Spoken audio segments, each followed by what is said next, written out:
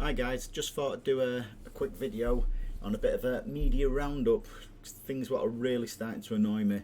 The main one is Erling Haaland. All over the media, got rubbish like this. What's coming up? Barcelona and Real Madrid have the option to buy Haaland in 2024 for eye-watering price, believed to be €200 million. What is this? This is all come down from the Alfie Haaland documentary, when he basically said that the plan was for Erling to spend 2.5, 3 years max at different clubs, different leagues.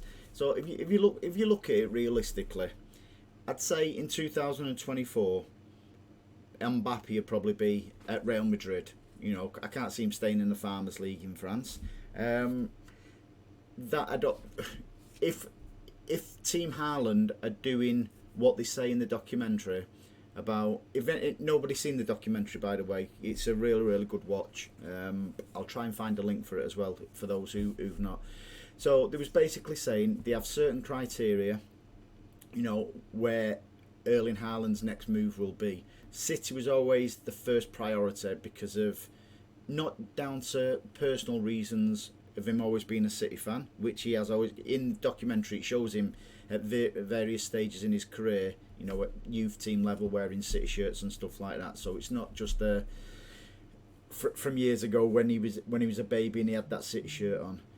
Other things, what they took into consideration is, does a club need a number 9? Liverpool was a consideration, Bayern Munich was a consideration, Chelsea wasn't really, United was never in the running, Barcelona wasn't, Real Madrid was, but at that time Real Madrid was third choice with, I think, Bayern Munich second choice.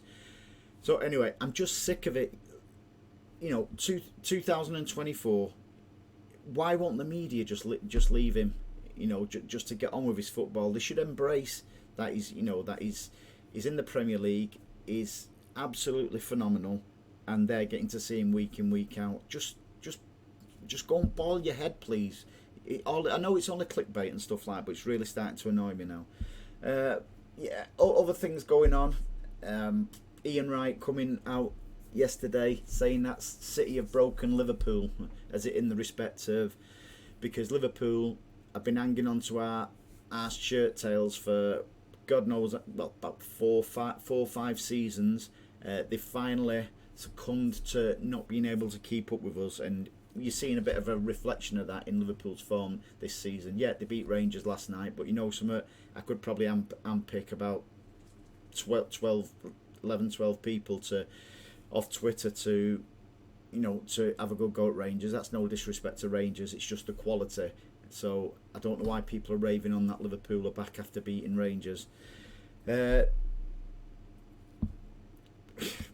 I'm really lost. So Ian Wright's basically saying that only for Liverpool, City would, the Premier League would be not exactly a farmers league, but we would be, the Premier League would be sort of like a foregone conclusion of every season. So what other bits and pieces have we got? City are supposedly looking at Erling Haaland's contract again, hoping that secure him on a bigger deal.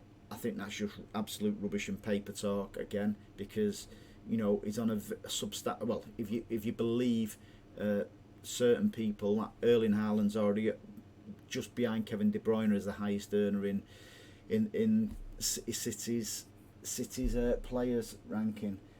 What else have we got? Oh, this is how bored some people are. So, if you took away VAR this season, I'd love to take it away, by the way, the table would look something like this. Arsenal would be on 24 points. City would be 4 points behind them on 20, with Spurs on 19. The Rags would be down all the way in 11th, and Liverpool would be 12th. So read into that what you whatever you want, but yeah, it's just getting really stupid now. Hopefully we'll be able to tie Phil Foden down to a new, what's believed to be a 6 or 7 year contract soon as well. I think that's deserved. I know there's certain issues outside football what may be getting in the way a little bit, but I think the lad proves that he's class, and we need to keep hold of players like that. Another one, Jude Bellingham, £100 million plus signing. Well, Dortmund have already said 130 million unless somebody comes up with 89 million up front, and pay that, and he'll be free to go. The connections with the City lads have been massive for us, especially Haaland, who is his best mate. Again, in Haaland documentary and stuff like that, it says that Jude Bellingham is his best mate. So I think that one won't go away until probably the summer to see what actually happens with him.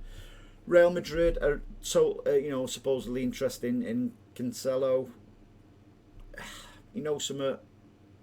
He's had his moments this season, Cancelo, but he's not been in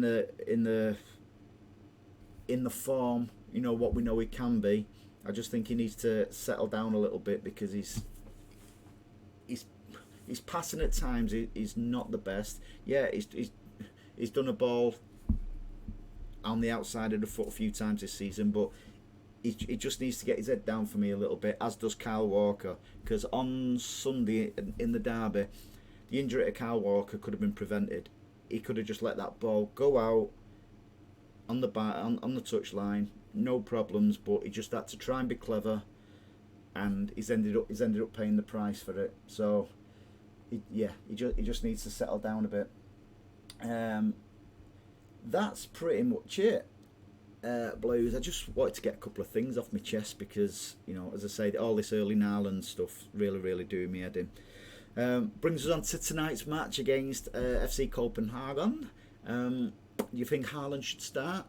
And again, I know keep going back to the documentary of Erling Haaland, but he was a little bit concerned that he could be playing 60 plus games if he played in every game for City. Yeah, some people might say he's going to have a 6-week break, while the World Cup's going on.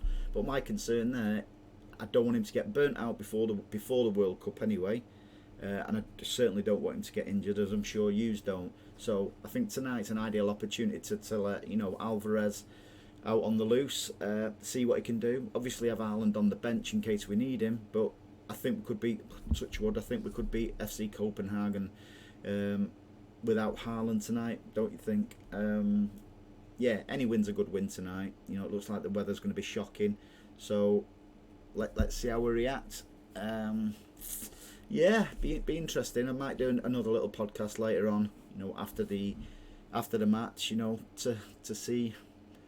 to see where it puts us, which hopefully it'll take us nicely and comfortable, pretty much the group one. We get the 3 points tonight.